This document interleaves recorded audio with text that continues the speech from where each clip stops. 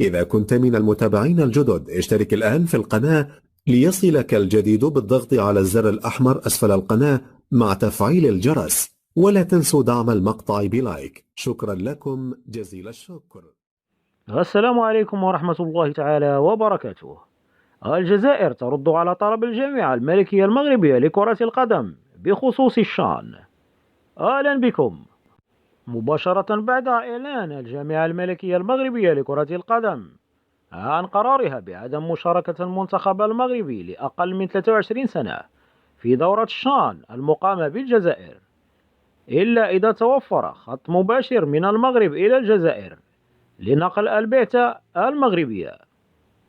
خرج الإعلام الجزائري المقرب من النظام ليكشف موقف هذا الأخير، وتحدثت عدة مصادر إعلامية أن الجزائر ستوفر خط استثنائي لطائرة البعثة المغربية للمشاركة في كأس إفريقيا للاعبين المحليين.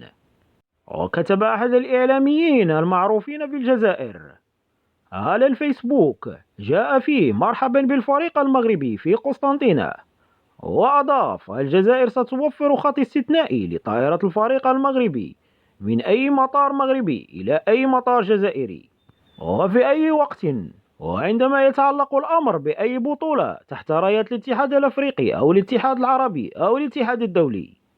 وقد ذكر السيد فوزي القجاع أن الجامعة المغربية لكرة القدم قد راسلت الاتحاد الافريقي لكرة القدم بخصوص احترام بنود دفتر تحملات لاستضافة البطولة الافريقية، خاصة فيما يخص تسهيل ظروف المنتخبات المشاركة، حيث طالبت الجامعة بسفر المنتخب الوطني إلى مدينة قسطنطينة التي ستستضيف مباريات النخبة المغربية في هذه البطولة عبر رحلة مباشرة انطلاقا من مدينة الرباط وبواسطة طائرة الناقل الرسمي للمنتخبات الوطنية.